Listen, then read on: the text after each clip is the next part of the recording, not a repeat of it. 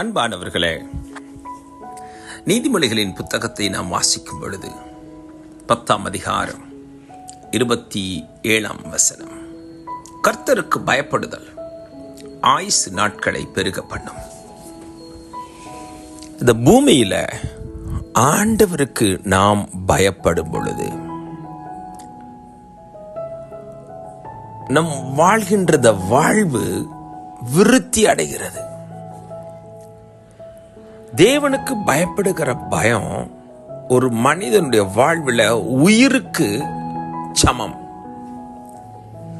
உயிரும் தேவனுக்கு பயப்படுகிற பயமும் ஒன்றோடு ஒன்று இணைந்திருக்கிறது. பாருங்களேன், கர்த்தருக்கு பயப்படும் பொழுது ஆயுசின் வருஷங்கள் விருத்தியாகும். அந்த வசனமே அழகா இருக்கிறது. ஆயுசின் வருஷங்கள் விருத்தி, ஆயுசு நாட்களை பெருக பண்ணுகிற ஆண்டவர். அன்பானவர்களே, உங்கள் வாழ்க்கையில தேவனுக்கு பயப்படுகிற பயத்தை நீங்கள் அறிந்திருக்கும் பொழுது, அந்த பயம் உங்களுக்குள் வரும் பொழுது, தேவன் விரும்புகிறதான தெய்வ பயம், நடிப்பு அல்ல.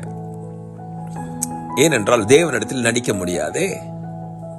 உள்ளத்திலிருந்து வருகிற பயம், உண்மையான தெய்வ பயம், உணர்வுள்ள இருதயம், உணர்வுள்ள பக்தி, உணர்வுள்ள சிந்தனை. ஆமென். தேவன் நம்மை அப்படியே ஏற்றுக்கொள்கிறார். நம்முடைய பயப்பட வேண்டும் என்பதற்காக அவர் முன்பதாக அப்படியே கை கால் உதறிக்கொண்டு எதையோ ஒன்றை கிழித்து கொண்டு, இல்லை இல்லை இல்லை இல்லை, உங்கள் சரீரத்தை காயப்படுத்தியோ உங்களை நீங்கள் வேதனைப்படுத்தியோ உங்கள் தகப்பனுக்கு முன்பாக நிற்காதீர்கள். அது உங்கள் தகப்பனை அவமானப்படுத்துவதற்கு சமம்.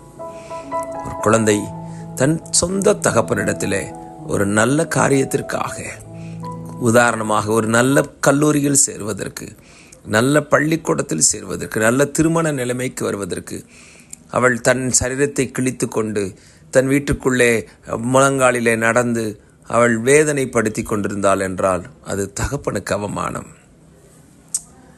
எந்த தகப்பனும் அப்படி ஒரு வேதனையை அனுபவிக்கிற மகனையோ மகளையோ கண்டு அதற்கு பிறகு மனமுருகி உதவி செய்ய மாட்டார். நல்ல தகப்பன், நல்ல மெய்ப்பன் தன் ஆடுகளுக்காக ஜீவனை கொடுக்கிறார்.